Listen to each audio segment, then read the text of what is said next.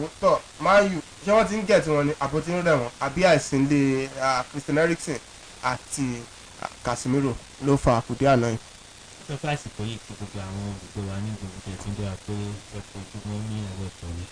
Ìfẹsẹ̀wọnsẹ̀ Manchester United wáyé lánàá èyí ṣe pé wọ́n gẹ̀ẹ́tì Man U ṣùgbọ́n nínú starting lọ́wọ́ Manchester United èèyàn méjì tó ṣe pàtàkì n kò sí nínú ìfẹsẹ̀wọnsẹ̀ àná ìyẹn Casemiro àti Christian Eriksen láìpẹ́ àìsílẹ̀ àwọn méjèèjì yìí ó fa ní ìṣọwọ́ gbá bọ́ọ̀lù Manchester United ní àárín nìkan ṣùgbọ́n àwọn tó wà ń bẹ̀ ìyẹn Sabista àti Fleck lóòótọ́ wọ́n gbìyànjú tiwọn ṣùgbọ́n agbára wọn ká ohun tó wà lẹ̀ pàápàá jùlọ àwọn àǹfààní tí Manchester United rí láti ní àwọn tí wọ́n ṣe àmúlò ilẹ̀ pé ó ti tó àti bó ti yẹ pàápàá jùlọ àwọn bọ́ọ̀tù ń já dànù ní boxing tí a pè gba tó stage kan tí a rà pé àwọn agbábọ̀ Manchester United ti wà frustrated wọ́n fẹ́ tán pass sínú box wọ́n kàn ń gbàgbà láti after the box yìí so wọ́n gbìyànjú lánàá ló jẹ́ pé wọ́n padà rí àrùn omi nínú ìfẹsẹ̀wọnsẹ̀ wọn bákan náà wọ́n akọ́ṣẹ́ afọ́ tó tẹ̀síwájú nínú ìṣe dáadáa rẹ̀ ní pápá ìfẹ́lẹ́mẹ̀ Old Trafford ó ti di ìfẹsẹ̀wọnsẹ̀ mẹ́fà báyìí tó jẹ́ league tó ti ní àrùn ní Old Trafford tó jẹ́ pé ó ti ìfẹsẹ̀wọnsẹ̀ mẹ́ta tó fi bá àkọsílẹ̀ wíníwíní ní ọdún 2011 tí omi àwọn ní ìfẹsẹ̀wọnsẹ̀ mẹ́sàn-án ní tẹ̀léńtẹ̀lé tó jẹ́ league ti PSG ń tẹ̀ á rí pé àtìgbà tí Mbappé ò ti sílé tí Neymar náà kò ti gbé àgbọ̀dá lẹ́yìn ọkọ̀ gbogbo nǹkan kò lọ dáadáa fún un pàápàá jùlọ àìsílẹ̀ ìwà tó fẹ́rẹ́ àti pẹ̀lú ìfarapa tẹ̀lé fún gbogbo nǹkan ò lọ dáadáa fún PSG á rí pé Marseille àwọn ìfẹsẹ̀wọnsẹ̀ bíi márùn mẹ́fà wọn sẹ́yìn gbogbo pátápátá ní láǹfààní láti borí ṣùgbọ́n PSG àwọn òsì kúkú ní injúrì tí wọ́n. òsì injúrì tó ń yọ wọ́n lẹ́nu pírẹ́fẹ̀tì sí lórí sọ pé dandan ni kí wọ́n borí PSG náà ní gbogbo yóò máa retí pé kí wọ́n borí ní àná ṣùgbọ́n àkùdé tó wà lọ́wọ́ wájú PSG pẹ̀lú bí ó ṣe sí Mbappé ilé ó yọ sílẹ̀ fún wọn ní àná so wọ́n ti já dànù gba àbókù league àti Champions League fún wọn tí wọ́n tán lójú tó bá àlàyé ìlànà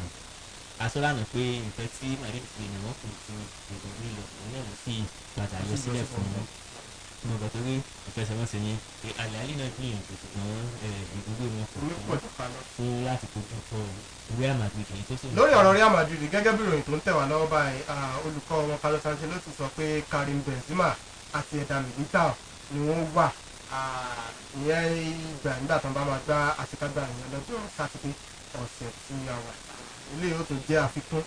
yóò jẹ́ àfikún pàápàá jùlọ tó padà dé David Alaba tó ti padà dé ní àná ìpè tó ń tọ́wọ́ yìí. ìjẹ́ ti fẹ́ wọ Rudiger lọ́rùn. ìyàtọ̀ so tí mílítà bá ti padà tálábà wà létí mílítà náà láì pé wọ́n ti ní àwọn central backs tí ó ṣe dáadáa nìyẹn yóò kù sáwọn ẹgbẹ́ ọ̀kan àti tó Germany náà ti padà dé so àwọn farapa wọn yẹn ti ń yọjú ìdókòwò kò sọ̀rọ̀ káwọn kàfájà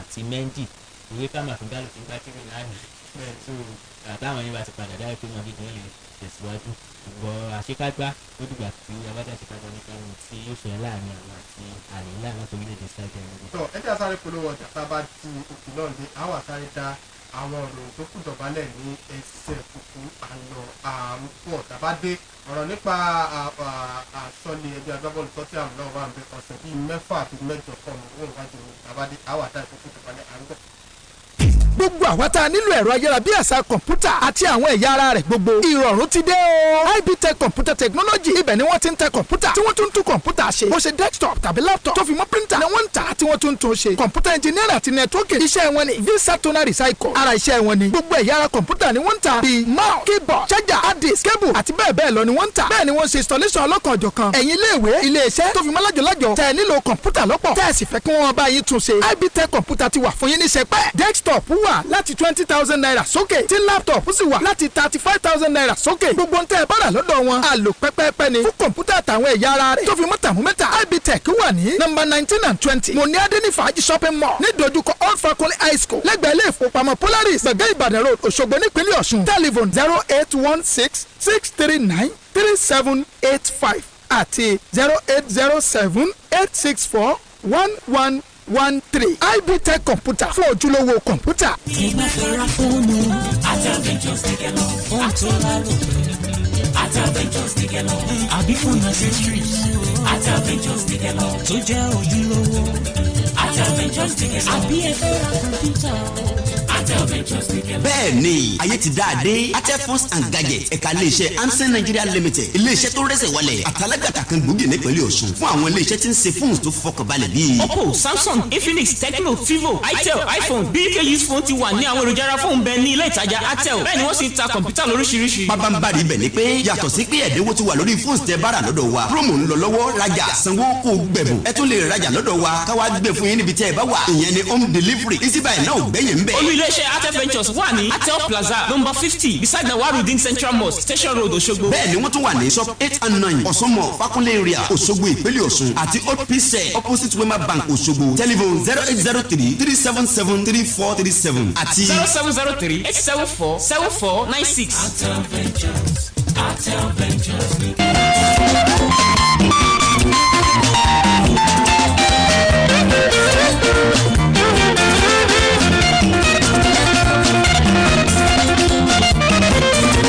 ẹ káàbọ̀ padà. pàápàá ìfẹsẹ̀wọnsẹ̀ orílẹ̀-èdè wa Nàìjíríà ti Guinea Bissau tí ó wáyé ìyẹn ní oṣù tó ń bọ̀ ẹ̀. ó sọ̀rọ̀ nípa ìdíje kòmẹ́sọ̀yọ́ fún ife ẹ̀yẹ àgbáyé ife ẹ̀yẹ adúláwọ̀ ọdún 2023 ìyẹn 2023 African Nations Cup ìyẹn máa jẹ́ 3.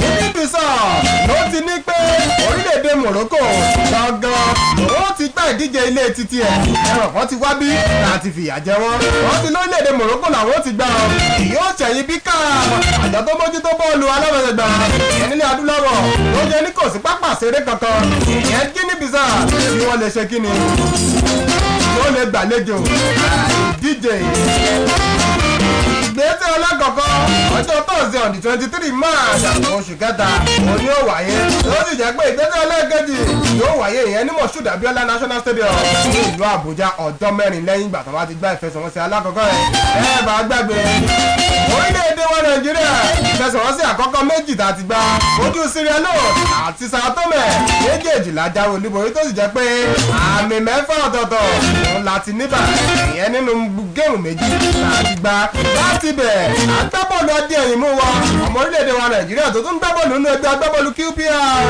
ìyẹn Leon Balogun yóò tí ì mọ̀ ibi tó rí ń borí yẹ fún báyìí lọ́wọ́ tó wà ẹ̀ lórí bóyá yóò wà lára àwọn agbábọ́ọ̀lù èyí tí wọ́n ṣe kíni wọ́n pè láti wá ṣojú orílẹ̀-èdè Nàìjíríà látàrí ìfarapa àti inú oṣù kọkànlá ọjọ́ kẹjọ oṣù kọkànlá ọdún tó lọ òun náà ló ti ní ìfarapa tó sì jẹ́ pé gbogbo eré tó ń sábà ẹ̀ òun ni láti ṣe kíni kára ẹ̀ ti bọ̀ sípò òun tó di pé yóò ṣe kíni oníkálukú ó gbé orúkọ àwọn tí ó ṣe kíni yóò ṣojú orílẹ̀-èdè Nàìjíríà jáde pàápàá láti bẹ̀. ẹjẹ́ ọmọ sẹ́yìn lọ́lẹ̀ òkèrè ìdíje English Premier League náà mọ̀ wá ìyẹn nínú ẹbí agbábọ́ọ̀lù Tottenham Hotspur ọ̀sẹ̀ mẹ́fà sí ọ̀sẹ̀ mẹ́jọ ó ní Hugo Lloris òfin ní gbábọ́ọ̀lù fún ẹbí agbábọ́ọ̀lù Tottenham wọ́n ní nil ligament injury iná ló ní báyìí eléyìí àkùdé ńlá ni ó jẹ́ fún ẹbí agbábọ́ọ̀lù Tottenham torí Fraser Foster tó jẹ́ pé backup ni ẹ̀ẹ̀kan péré ló ti múlé fún wọn wọ́n gba Champions League nínú oṣù táwa first leg ìyẹn Champions League lọ́sẹ̀ tó ń bọ̀ wọ́n sì ní àwọn fẹsẹ̀wọnsẹ̀ tó kan tó sì kàn ìyẹn nínú oṣù táwa àtúntò. àkùdé ló máa jẹ́ fún wọn pé Lloris kò ní sílé ní fún ọ̀sẹ̀ mẹ́fà sọ́sẹ̀ mẹ́jọ láìpẹ́ amúlé wọn tó jẹ́ nọ́mbà 1 tó jẹ́ àkọ́kọ́ náà ní Lloris òun bí ó ṣe ní sílé tó wẹ̀ náà láǹfààní fún wa fún àwọn ikọ̀ tó ń gbá bọ́ọ̀lù láti ní afẹ́lẹ́ méjì mẹ́ta àwọn tún máa ní lákẹ́dẹ́mì náà tán lè pò wá tí tó bá ti. àwọn agbẹ́ amúlẹ̀ akadẹ́mì méjì tẹ̀lé wá wà nílẹ̀ báyìí Brandon Austin àti Alfred Whiteman ṣùgbọ́n àwọn ò ní ìrírí púpọ̀ nínú àgbà ọ̀jẹ̀. bẹ́ẹ̀ Foster náà ló tún fún ọmọ òwúrọ̀ ọ́fíìsì wọn lè gbé sójúlé ọ̀rọ̀ tí màá bá wọn ṣe lóṣù kò jẹ́ tuntun pé aṣọ́jà kọ̀ọ̀kan ní ìfarapa ìfọ́lẹ̀ kejì náà ló ń kẹta àwọn tó ti olùkọ́ ni wọn tó ṣàmúlò wọn tí wọ́n bá ní àwọn ìfẹsẹ̀fẹ̀ tí wọ́n ń gbá lóòótọ́ ìrírí lè má tó ṣùgbọ́n ìkéṣòro nìkan náà ló wà ń bẹ̀ àwọn agbá bọ́ọ̀lù wẹ̀yìn wà ń bẹ̀ ọgbọ́lọ́wà ló wà ń bẹ̀ ó jẹ́ iṣẹ́ papọ̀ náà sí kò sí ìpè tó ń bọ̀.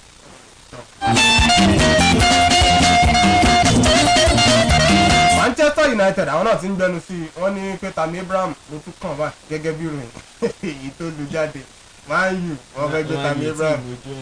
wọ́n ti sọ̀rọ̀ pípẹ́ òsínlẹ̀ wọ́n sọ̀rọ̀ Laudit láti Juventus wọ́n tún sọ̀rọ̀ nípa Tammy Abraham lóòótọ́ gbogbo àwọn mẹ́tẹ̀ẹ̀ta kàkà sílẹ̀ ọ̀dọ́ ni wọ́n sì lọ́jọ́ lórí ṣùgbọ́n kí Manchester United pàápàá kan gba recognition látọ̀dọ̀ ìkọ́ni irú agbábọ́ọ̀lù wọn wá fún kẹ́hìn ló fẹ́ ìdá àyàlókè méjì yẹn wọ́n tó tọ́tì Manchester United wọn place strength agbábọ́ọ̀lù wọn wájú rẹ̀ ìgbàgbọ́ wà lórí pápá ẹ̀yìn gbàgbọ́ sókè ó gba àwọn ìpínlẹ̀ ẹ̀yìn gbà tẹ́ bá wá yọ jáde àwọn agbábọ́ọ̀lù lẹ́gbẹ̀ẹ́ ọ̀sẹ̀ àti ìgbàlá àbájáde máa gbàgbọ́ sókè tó kán wá kán ní ọ̀rọ̀ pẹ̀lú olùkọ́ni àti àwọn staff wọn gbogbo agbábọ́ọ̀lù wọn la fẹ́ pẹ̀lú style of play wa tí yóò lè gbá bọ́ọ̀lù fún ní ọ̀tẹ̀sà tí ó ní dábì àwọn kan ti kó ní fóyìn sí àwọn ìfipátá àgbẹ̀wò fún. tó tábánikà wo Arsenal àti Aston Villa àwọn wà lórí ọ̀rọ̀ Tammy Abraham yìí náà tó ń yẹ pé àwọn náà fẹ́ gbé ṣùgbọ́n èyí tó tiẹ̀ wá kan ní lónìí mẹ́nu ni pé Fọlárin Balógun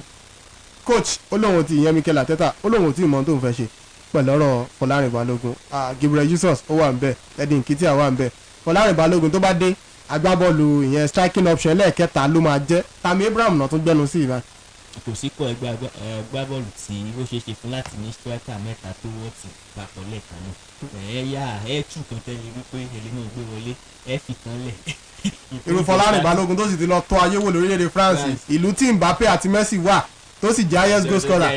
so yóò pé kò ní kóhun lé kóhun tó padà tó máa jókòó tó máa gbóhùn wọlé ó ṣeé ṣe kárí ibi tí a ti tó ti lọ ṣe àdéhùn láyà lóògbé tó jẹ́ pé táwọn sanwó táwọn gbà ìgbà tí àwọn kò nílò àti wá táwọn kẹta gbé tán so àwọn kò wọ́n pa so olùkọ́ni ni kó wo agbábọ́ọ̀lù méjì tó fẹ́ jùlọ ṣé ewu ẹjíṣẹ́ ṣe ó padà dé yóò jẹ́ starting striker fún òun tàbí wọ́n máa lò gẹ́gẹ́ bí second striker so option àwọn bí àná dẹ̀ wọ́ option pé ṣé tí bá padà gbà síná ṣé àwọn ẹgbẹ́ ìgbà máa jókòó fún gbogbo àwọn ilé ni yóò ṣẹlẹ̀ tí olùkọ́ni fún nǹkan tí yóò ṣe. ẹja àfilẹ̀ bẹ́ẹ̀ láàárọ̀ tó ní.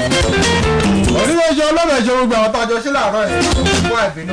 AUD All-Stars àti CAC ayétòrò ó jọ wọn mú nǹkan lẹ̀ láago 11 àbọ̀ aago 12 àbọ̀ ẹgbẹ́ gbẹ́bọ̀lù Ultimate FC àti Mercy FC ìwọ̀n mọ̀ mú nǹkan lẹ̀ Mọ́tàyọ̀ Adébọ́dún lórúkọ tèmi Muideen Adélékè lólóòtú ètò ọ̀la ní kẹ́ẹ̀ tó jẹ́ àpàdé lógo Ọlọ́run ó dìgbà kan náà. 104.5 ọmọ kókó ó ní ìtọ́jú.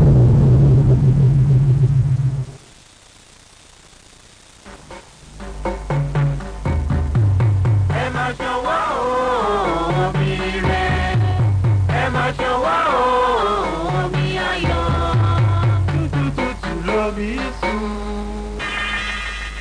rédíò ọ̀ṣun. owó ní fàárì. ojú ẹ máa ń dán ara ẹ kan tutù sí lẹ́nu ọjọ́ mẹ́ta ni ọgbà wo ló ń dá sí náà. máa wọ ẹ ẹni tí ò mọ ibi tẹ́gbẹ̀ẹ́ ti ń là á kàn sáré kú ni. báwo ló ṣe ń ṣe. agbárí ni o agbárí ni kọ́tà ń sọ ìwọ tó láyà. agbárí bò ó. bí ká mú tátàtà mọ́ tútùtù àwọn correct business bí ká ṣiṣẹ́ kẹ̀dẹ̀ ká fa lóko pààrọ̀ tuntun ká gbowó fẹ́rù tí ò nìde ká tajà tí ò sí rẹ̀ kò sẹ́ni tá a lè wọlé sí lára. owó ń fàárì ẹni tó ta fàsókè tó yí dó borí bọ́ bá ayé ò rí tọ̀run máa ń wò. ọ̀kan ṣoṣo àjànàkú tí mi gbó kìjikìji 104.5.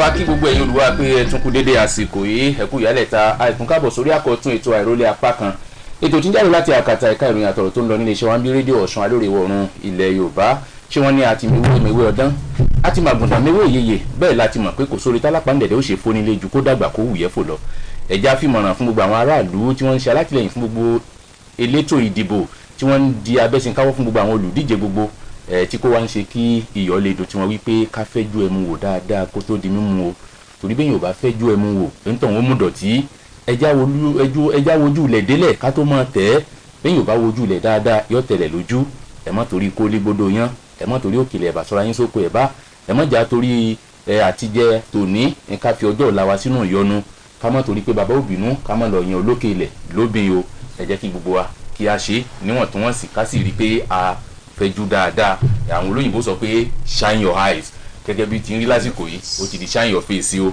tó gẹ́gẹ́ bẹ́ẹ̀ ṣe mọ̀ pé aró tó bá múná làámọ́ rẹ̀ lórí arọ ètò yìí lọ́sọ̀ọ̀sẹ̀ tí a bá wò ní ìsinyìí nígboro orílẹ̀-èdè nàìjíríà yìí ká má sọ ti òkè òkun nǹkan ọ̀fararọ yorùbá sì bọ̀ wọ́n ní ibi kan rí ẹkú funfun lára ká fi tọ́ra ibi tí ń funfun lára bá ti wá ń di méjì apá funfun ìtàn funfun àwa mú tó àfirapá àtúmú tó àtúnfi ra àwọn èèyàn máa wòyàn bíi pé sílẹ̀ yóò ti ṣe pé bóyá nǹkan ti fẹ́ lu bàbá yá àbí fẹ́ lu ìyá yìí tí ibi tí ń funfun lára bá ti ń jù kan lọ téèyàn ń fi tọ́ra ọ̀ràn ti ń bọ̀nù lórílẹ̀‐èdè yìí nìsín bá a ti ń kó agbádá ìṣòro lẹ́gbẹ̀ẹ́ kan bẹ́ẹ̀ ni tó ń wọlé lẹ́gbẹ̀ẹ́ kejì tó fẹ́ wá di wípé àfẹ́ mọ èyí tí àbá tiẹ̀ pariwo tá àbá ké sí elédùà sí lórí ọ̀rọ̀ ọ̀hún bó ṣe wá rí nìsín bẹ́ẹ̀ náà sì rèé sísọ̀lá sọ̀rọ̀ tára rẹ̀ fi dá la fi wá wò pé tọ́ lónìí o àwọn èèyàn ní adéyẹmí mo níyẹn ọ̀rọ̀ epo tí ń bẹ́ lu ìbò láṣẹ ọ̀rọ̀ owó náírà tí ń bẹ́ lu ìbò láṣẹ èwo lẹ jẹ́ àrísọ́ mẹ́mọ́ nítọ̀ á kó tún sọ ibi tẹ́yìn ọlọ́gbọ́n lórí ẹja mọ́ ẹ̀dá tẹ́ bá tún bá gbé ka ìjọba náà ó tún máa gbọ́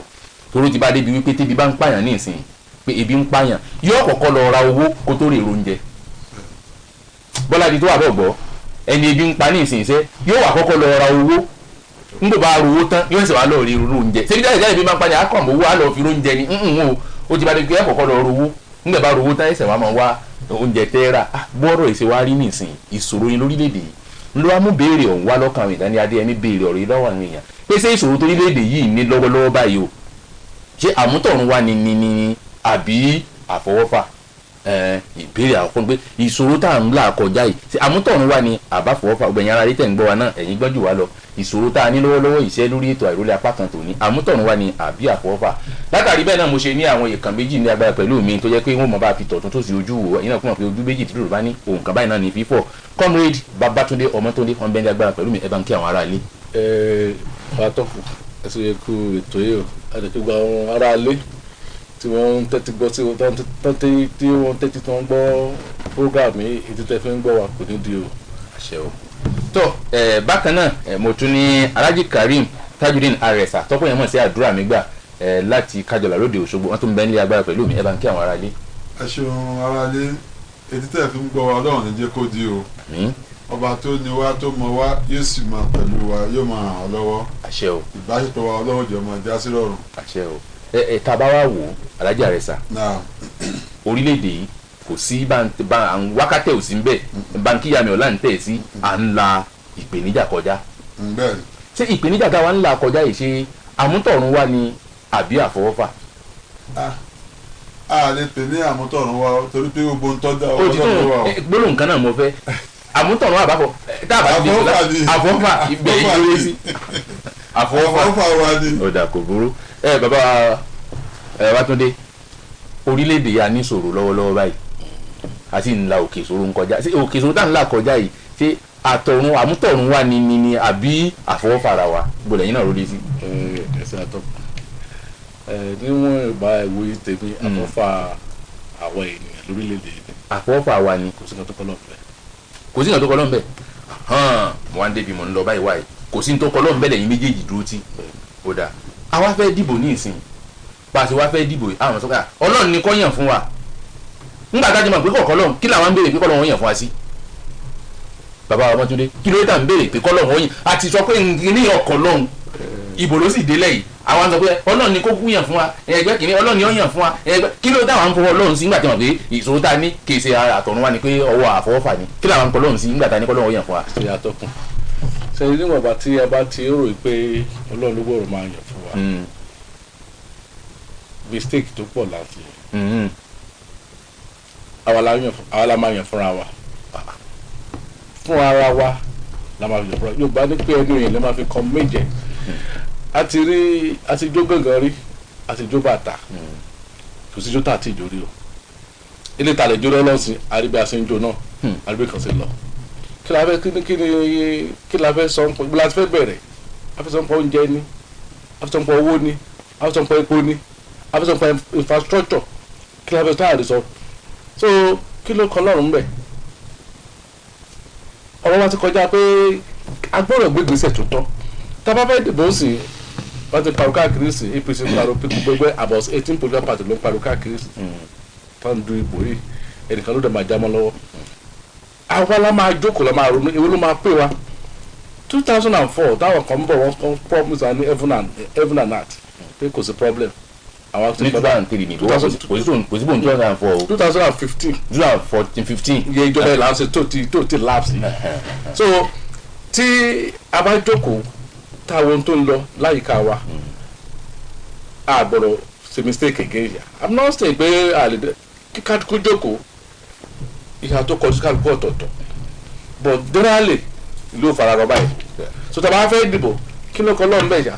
ẹ wá ní sùúrù kí n tó pe alájà rẹ̀ sàṣì ẹ̀yin ní 2015 àwọn kan promise wọ́n ṣèlérí ọ̀run àtayé fún wa pé àwọn ò di bàbá wọn ò di ìyá wọn ò di gbà ní tí a bá fẹ́ sọ ní ìsìn ni pé àwọn ìlérí ní tí wọ́n á ṣe wọn ò múṣẹ.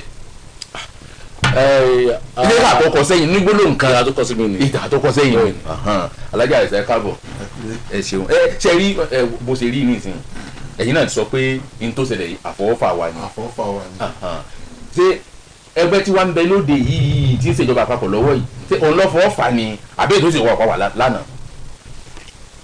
látàná náà ló ti bẹ̀rẹ̀ làfọ́fà ti wà ṣe láwọn tí wọ́n ṣe láti bí ọdún mẹ́rìndínlógún sẹ́yìn nígbà tí wọ́n ń ṣe lọ́wọ́ sí àpapọ̀ rọrùn ni káwọn eléyìí tí ìbá tó bá ká ní ó rọrùn nígbà náà lọ́ọ̀ni wọn à ní dìbò fẹ́ tó wà ń bẹ́ẹ̀ ń sìn kò ní ké gbàgbàjarè kan sì wàá gbà pé ó yà wọ́n náà máa bọ̀ wá tún dáwò nígbà tó náà tún wá dáwò tán nísìnyí tó tún wá rí pé ó rí bí ó ṣe rí nísìn àwọn náà mọ̀ pé ẹ̀tún jáwá náà tún ṣe kí ni káà náà tún ká tún ṣe wò but then gbogbo ẹ̀ àlọ́ àbọ̀ tọ́wọ́ náà ti fi yíya pé bá a bá ṣe rí náà nírú ẹ̀ táwọn ọmọ èèyàn fún ọmọ jẹ́.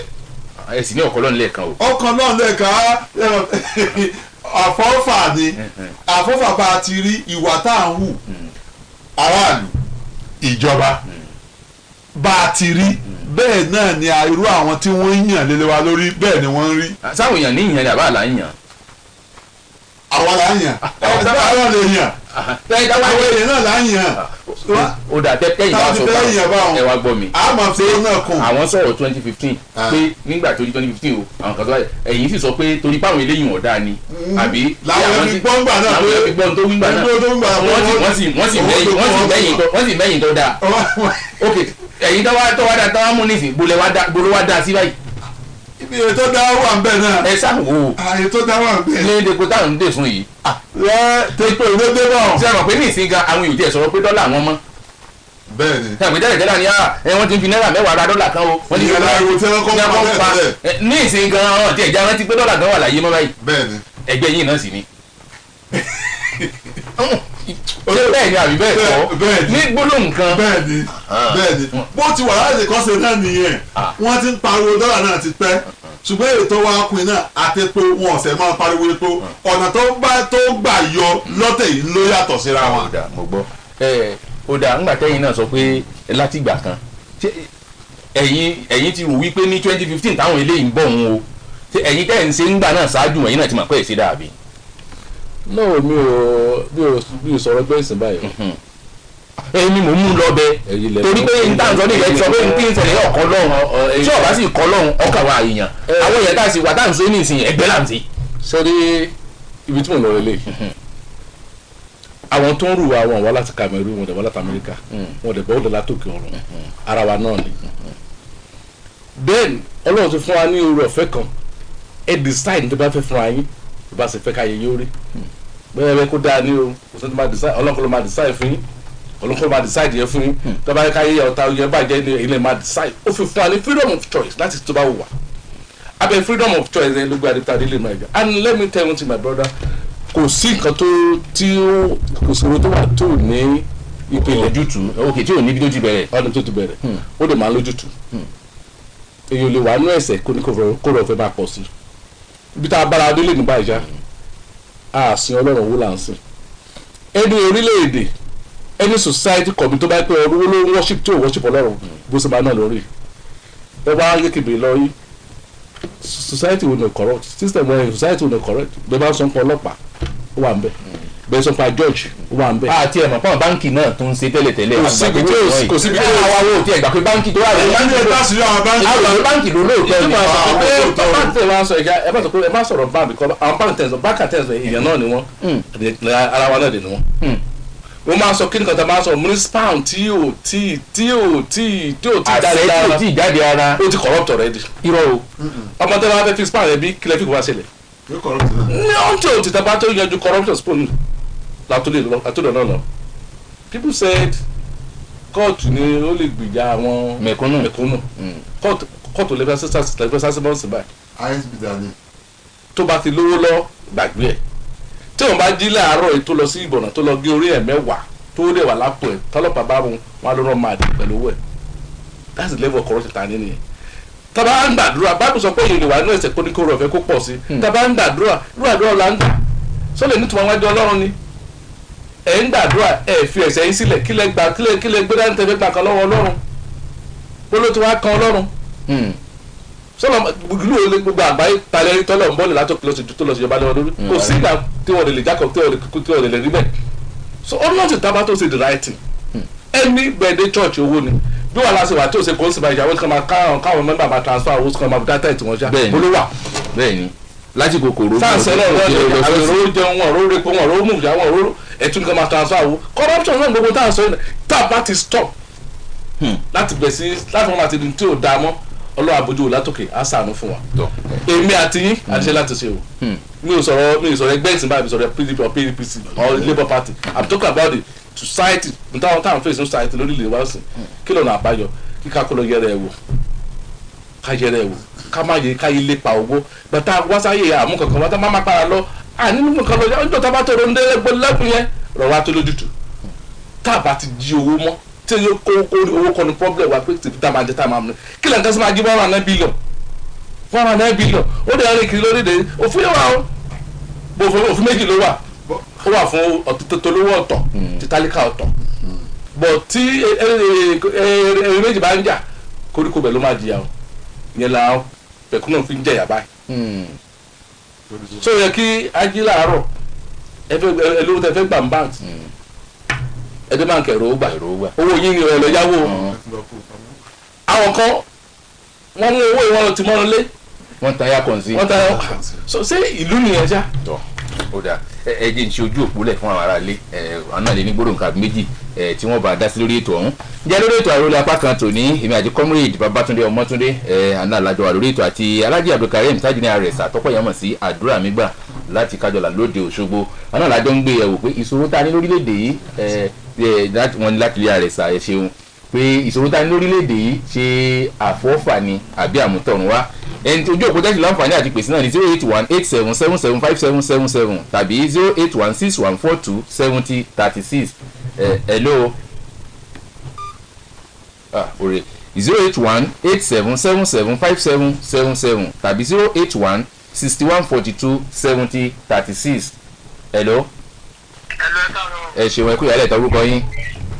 àdúgbò àdúgbò láti Mọdákẹ́kẹ́ ìntànsọ yìí bó lẹ́rú lé sí. ọlọ́run ti fa làkàyè bàbá tó sọ̀rọ̀ ń sè. àṣẹ o. nǹkan tó ń pa Nàìjíríà jẹ́. bí àtìmọ̀ àtúbẹ̀ bàbá yìí. ebi lè para ebi àwọn ọ̀dọ́ gan-an. à ń ṣiṣẹ́ bí aláìṣeré. ṣe ní corruption yẹn ní kẹ́ bá ní wá sí. ìwà bàjẹ́. ìwà bàjẹ́. olùkọ́rọ̀ bá ní tó pé ní Nàìjíríà. tọ́ a jẹ́ pé ìṣòro tó orílẹ̀-èdè ní kìí ṣe àtọ̀runwá àfọwọ́fà ni. àtọ̀runwá ọwọ́ wa ni. àfọwọ́fà ni. ọwọ́ wa ni o. ó dà ṣé Ọlọ́run wá ní ó yàn fún wa ni àbá àlá yàn fúnra wa. àwa ní á yàn fúnra wa ká fún kúlẹ̀. tọ́ ẹ ṣeun ẹ ṣeun mo ti mú tí mo fẹ́ mú 08161427036 lójú òpó hello ẹ ṣe orúkọ yín o. Táíwò àtà ilé jí rẹ̀ láti ìlú Ẹdẹ. Ṣé rí ọ̀rọ̀ tí ń ṣẹlẹ̀ yìí kọ́lọ̀ wọn ṣàánú wa ní. àṣẹ o.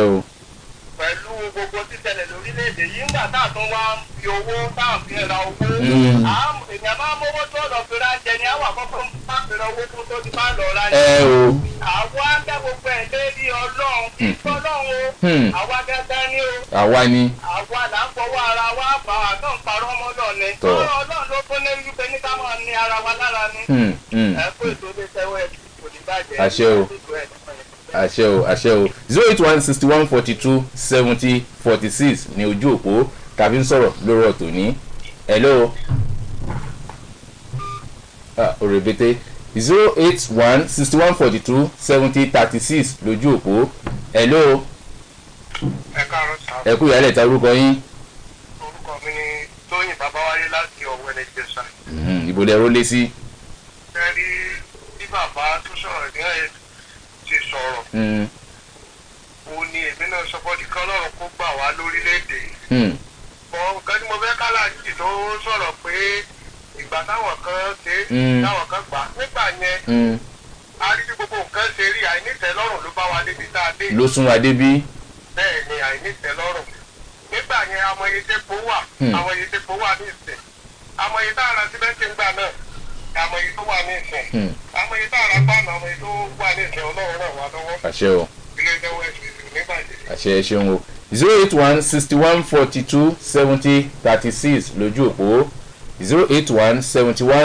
08171427036 hello ẹ kú ìyálẹ̀ ta orúkọ yín. Orúkọ mi ni Tẹ̀síìm látọ̀yọ́. láti Ọ̀yọ́ ibo lẹ rólé sí. Tẹ̀síìm látọ̀yọ́. Ọlọ́run fún wa. àṣẹ o.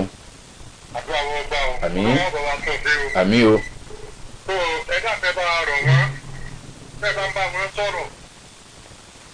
Tọ́wọ́ jẹ́ báyìí máa bá wọn sọ̀rọ̀ ẹ bá wa rọ̀ wọ́n. Àtòrí wọn náà ni èsùgbà tẹ́lọ̀ kọ́lọ́wọ́ dàbí kọ́jẹ̀ fún wa.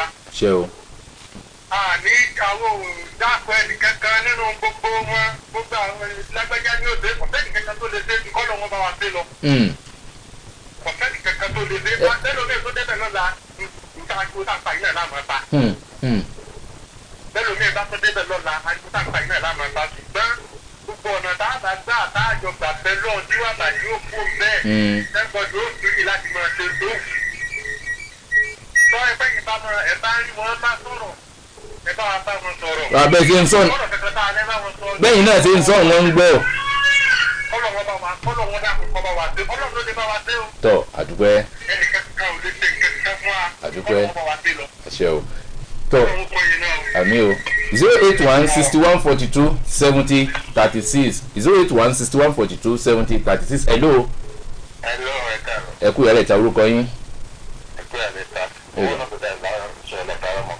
àgbọ̀. Bobo no go die, Bobo will survive. In fact, catch a man gbàdúrà.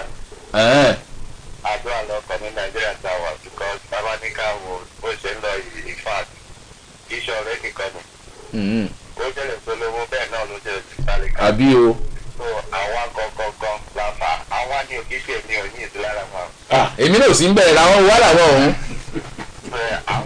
Nígbà tí bọ̀bọ̀ ń lógo da ìwádìí sí ń bẹ̀ tẹ́lẹ̀ adé ẹ̀mí adélégé ò sí ń bẹ̀ tí ọmọ dúdú ò sí ń bẹ̀ tí àrẹ̀sẹ̀ ò sí ń bẹ̀ àwọn wo ló wà ń bẹ̀. Èmi ò sí bẹ́ẹ̀ o. kọ̀sẹ̀ tí fọ̀rọ̀ tó ní jẹ́sù. Okay, thank you, yes sir.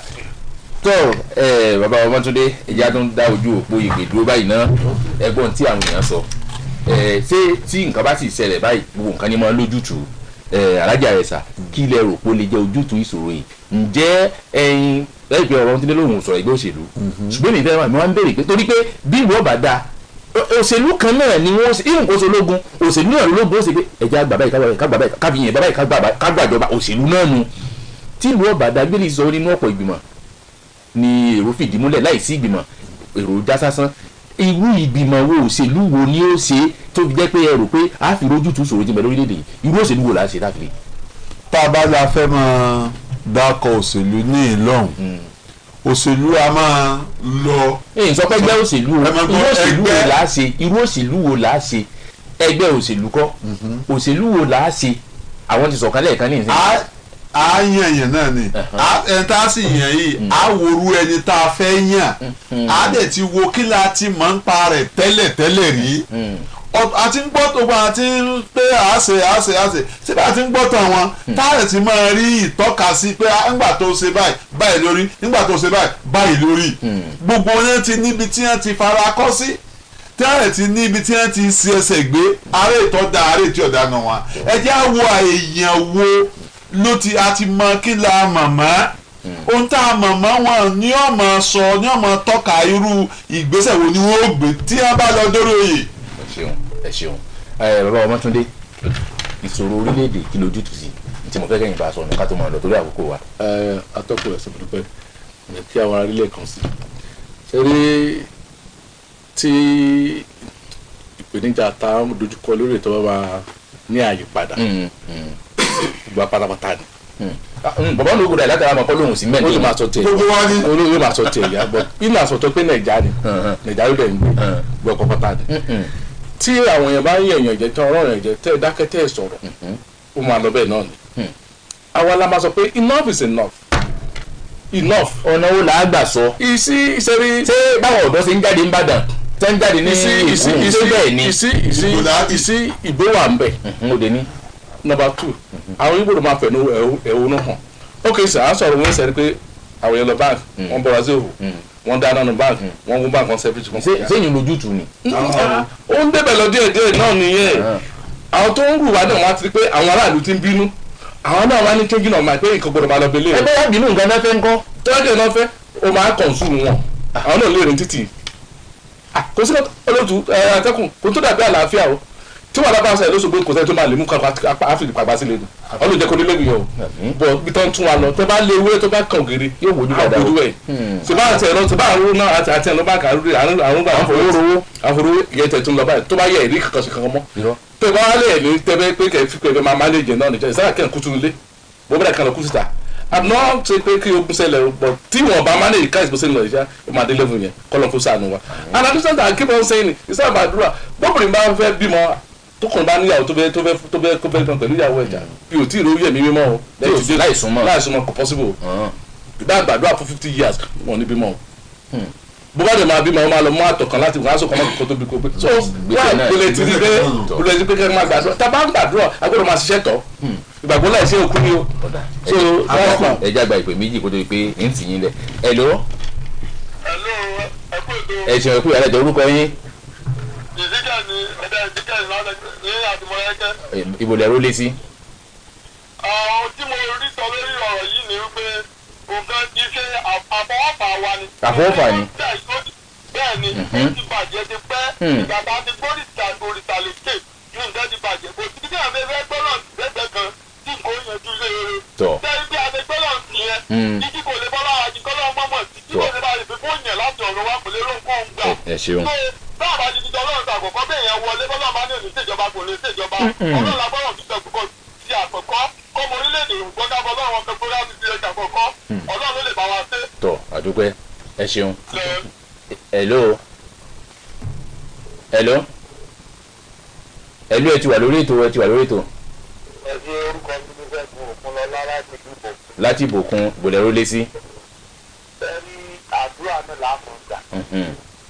bẹ́ẹ̀ni aládùúrà àdẹ̀gbàdúrà àgbàdúrà ló tó kù àgbàdúrà ní gbogbo ìjọba àtúntò àbáwọn ìjọba wa yìí gan-an wà ń gbé ní òde dàdúrà wọn gbà. so lórí ìdèpẹ̀nù wá ní ẹni àbó lórí ìdàdúrà nù. ọlọ́run ló pè tí wọ́n jẹ́ bẹ́ẹ̀ o. ẹ̀yin tó lè ṣe tí ó jẹ́ bẹ́ẹ̀. gbogbo ọlọ́run náà ni. tẹ́ ẹ̀ bá ti ṣètò ọlọ́run tó fi ara yẹ owó lẹ̀ ń worship kò sí kékeré nítumọ̀ owó náà ń gbó lọ́wọ́. ẹ̀yà ìdájọ́ mọ̀ gbọ́yìn. ìbínú ó lẹ́sọ̀ a ti bínú rí tá a máa fi tó land sí nígbà ṣé nàdẹ́kò tá à ń pariwo ayokori à ń lọ sunlé à ń so rìfánárì la sun yìí tí rìfánárì ò sí nàìjíríà mà dòní wọ́n kó rìfánárì lọ sókè òkun ìyẹn ló bí sọ́bsidì náà àwọn ni wọ́n kó láti nàìjíríà lọ sí òkè òkun àwọn náà wọ́n sì ní àwọn náà ń gbé dúkìá wọn sá wọ́n tún tọ́wọ́ ti bínú ìsìn pé àmọ́ wa sun dúkìá wọn ò kó wá kó dúkìá wọn sí nàìjíríà. àjẹbí ká má òkú bínú má bí. ká má bínú táwa sì bínú ká má lóògùn bínú tàbí ẹ̀ tá a bá yàn ní ká irú èyí tí ń bọ̀ yìí sìn kì í sọ̀rọ̀ ọjà yìí sọ̀rọ̀ ariwo ìka wa ni ká lọ tẹ̀fẹ́ káwa pé àwọn àfọlọ́run ti ká fi sọ̀rọ̀ àmọ́ ká máa bí kí títì ọmọ àbàyè ká máa sun títì kí títì ọmọ àbàyè gbogbo ọmọ àbàjẹ́ kò tó wá o ètò tí wọ́n ń sìn àwọn ń padà tó wá ní àǹfààní rẹ̀ tí wọ́n lọ gba owó kó tí wọ́n sì ń kó wá sílé. tọ́ nítorí àkókò wa ó wù ní ká jẹran pẹ́ lẹ́nu ó ń fọ̀nà fún ọ̀jẹ́ àkókò wa ti ń kó wa ní pápámára rí pé Bọ́lá Jógan ti ń juwọ́ sí mi lókè lọ́hùn ẹ ǹjẹ́ akí gbogbo ẹ̀yin àlejò mi comrade Babátúndé Ọmọ́túndé àtúpàdé ńjọ́ mi ọ̀rọ̀ wọ̀ kò tí ì tán ó tún sẹ́kù alájà Àrẹ̀sà ọ̀rọ̀ wọ̀ ò tí ì tán ó tún sẹ́kù àtúpàdé ńjọ́ mi ǹjẹ́ lórúkọ olóòtú àgbà fún ètò Abímbọ́lá Babátúndé mo tún àyà ìgbà olólùtọ́ pàtàkì lọ́wọ́ Olúṣọlá ẹgbẹ̀rún tí máa ní sáré sọ̀tún sáré sósì bákan náà mo kí Bọ́lá Títọ́lá Wálé àti títí lọ pé ajíbò ìtàn bẹ ní agbára pẹ̀lú mi lónìí títí ọjọ́ mẹ́jọ tá a tún máa pàdé oníyanṣẹ́ wọn lọ́bẹ̀ sẹ́yìn tẹ́ jẹ́ ẹ̀kọ́ àìbárajẹ́ Adéyẹmí Adélékè lèmi jẹ́ ìpàdé wa wọ̀ bí ọjọ́rọ̀.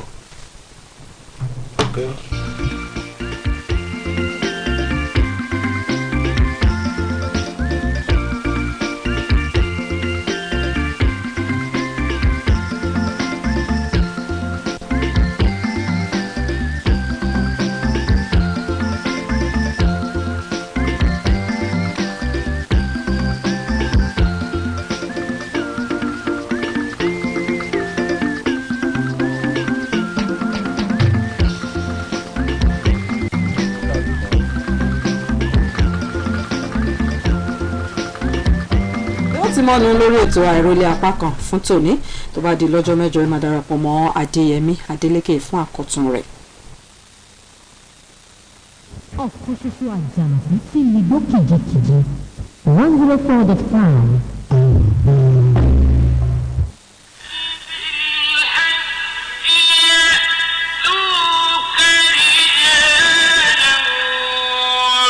àjọ tó ń ṣètò ìrìnàjò mímọ́ hajj nípínlẹ̀ Ọ̀ṣun State Muslim Progress Welfare Board ń fòsìkò yìí kéde fún gbogbo àwọn tó fẹ́ bá àjọ náà lọ sí Mẹ́kà lọ́dún yìí àtàwọn tó ti san àsánlẹ̀ láti wá sanwó wọn pé èyí tó jẹ́ 3 million naira lẹ́ẹ̀kan sí 3 million naira pẹ̀lú ẹgbẹ̀rún mẹ́ẹ̀ẹ́dógún owó fọ́ọ̀mù ó pẹ́ tán ìparí oṣù kẹta ọdún yìí end of March ààyè péréte ló ṣí sílẹ̀ fún ìrìnàjò náà ẹni tó bá tètè wá ni yóò jàǹfààní ẹ̀ first come first serve kí gbogbo ẹni tọ́rọ̀ kàn lọ gba ojúlówó ìwé ìrìnnà wọn sọ́wọ́ international passport àwọn afásitì yìí dúpẹ́ lọ́wọ́ gómìnà ìpínlẹ̀ Ọ̀ṣun sẹ́nitọ̀ Nurudeen Adémọ́lá Adélékè fátìlẹ́yìn tí wọ́n ṣe fún àjọ hajj ìpínlẹ̀ Ọ̀ṣun jazakallahu khairal jaza fẹ́kùnrẹ́rẹ́ ìwádìí ẹ yọjú sí ọ́fíìsì àjọ alálàájì ìpínlẹ̀ Ọ̀ṣun tó wà ní state secretariat gbọ̀ngàn road tàbí kí ẹ pe àwọn nọ́mbà yìí 0806 269 6056 or 0803 582 0457 hajjun mabrur.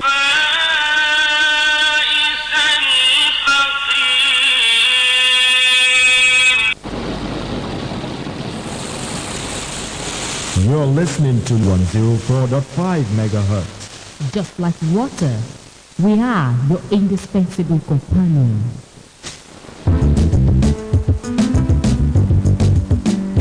Let it spring forth, entertainment at its best. News we carry, information untainted. Channel 104.5. Now it's news time. Good morning, the FM News.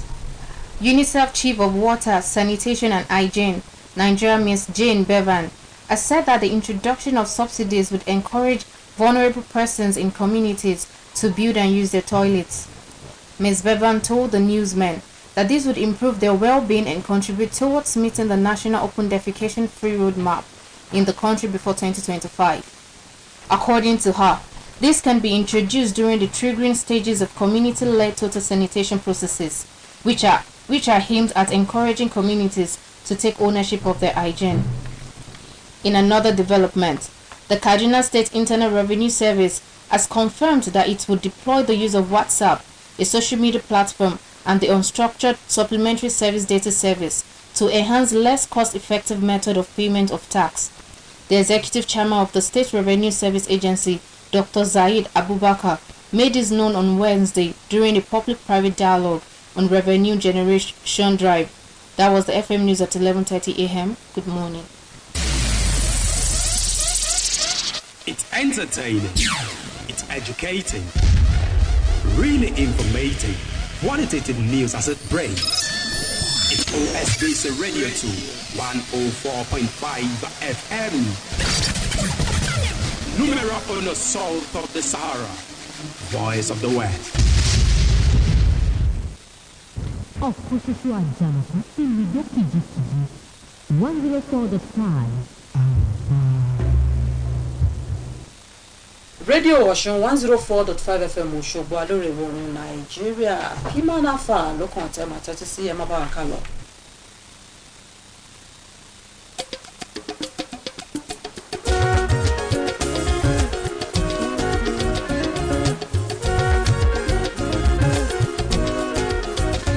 ẹ jẹ́ ká fìyìn f'Olúwa o. ẹ jẹ́ ká fìyìn f'Olúwa bàbá. ọlọ́run tó ń pa wá mọ́. bàbá tó dá wa sí lónìí. Elédùmarè adúpẹ́ o ṣé. ẹ jẹ́ ká fìyìn f'Olúwa o.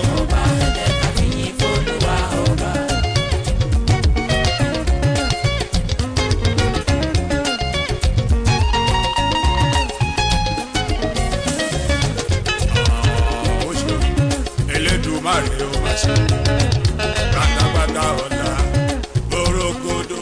ọlọ́run ọba mi ìbà rẹ lónìí. náà wá sí títí dọjọ́ òní. ọba mi ayérayé. àbùkù fẹ́lẹ́ dùbà. kìnìún júdà. yìn f'Olúwa o. èmi náà fìyìn f'Olúwa lónìí o. yẹ́dá fìyìn f'Olúwa kéré. ẹkún lè gbọmọ nàìjíríà.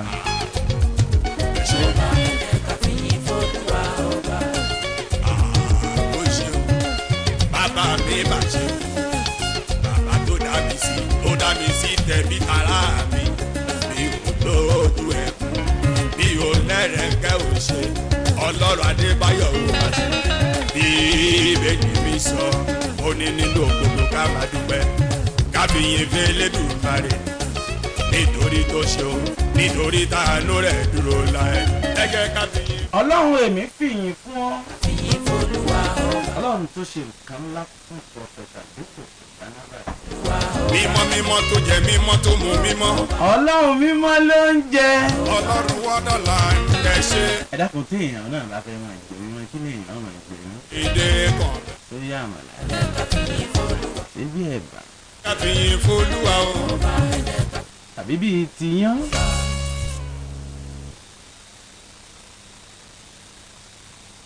lórí ètò lẹ́nu.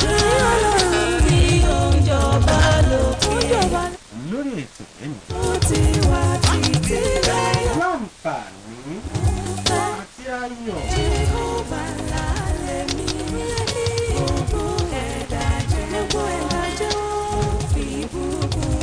láti gbé alága tèmi gan ní local branch tí mo ti ń ṣèpàdé fíìmàn ìyẹn wá sórí ètò lẹ́nu.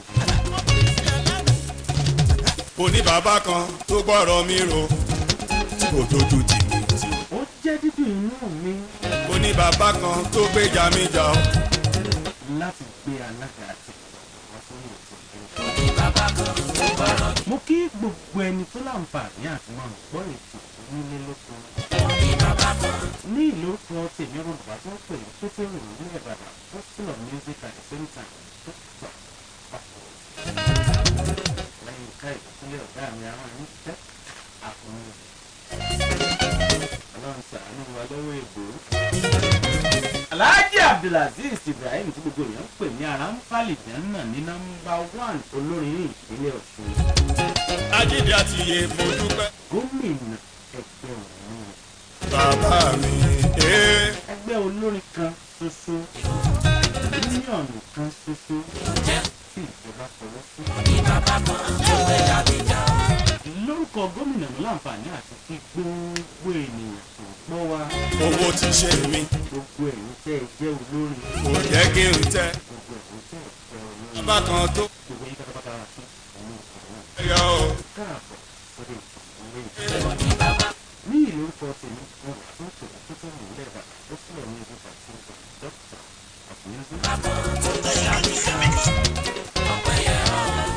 wọ́n máa jẹ́ atọ́kùnrin lórí ètò lẹ́nu.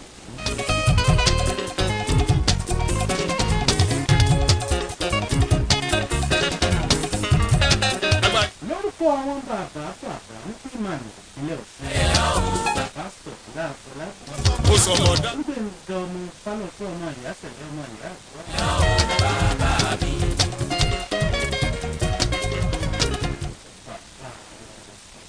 àti gbogbo àwọn bàbá tó kọ̀ tó gbogbo wa ta láǹfààní àti wọn gbọ́ mi àti bíkíbi tí ẹ ti láǹfààní láti máa wọ OSBC rédíò gbogbo ní pátápátá. ó wá dúpẹ́ bàbá. ẹ jẹ́ kí n láǹfààní àti gbé alága tèmi gbogbo wọlé. bàbá mi bá. ẹ̀wà gbogbo. mo dojú mo gbé ní mo rí. agbanilágbàtà o bàbá mi ẹ má ṣe.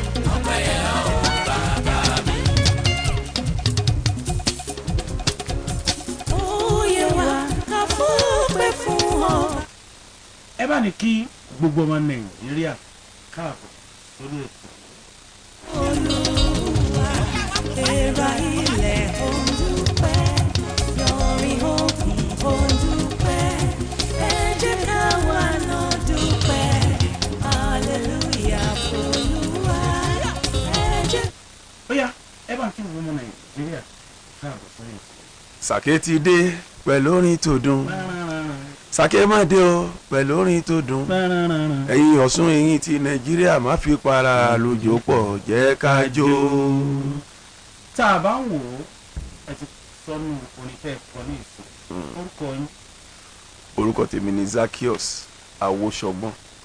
ipò owó lẹ́dìmú nínú pima ìpínlẹ̀ Ọ̀ṣun. ipò tá a dìmú náà ju ipò alága lọ ní ìjọba ìbílẹ̀ Òṣogbo. alága ìjọba ìbílẹ̀ Òṣogbo pima lóṣogbo. ó ti tọ́jú mélòó tẹ́ ẹ ti wà lálága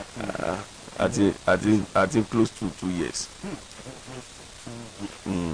ẹjẹ́ akẹ́kọ̀ọ́ sọ̀rọ̀ pa Zaccheaus Awóṣọgbọ́n ọmọ ìlú wo ni Zaccheaus number 1 Zaccheaus ti níyàwó àdéhùwáyàwó number 2 irú Zaccheaus.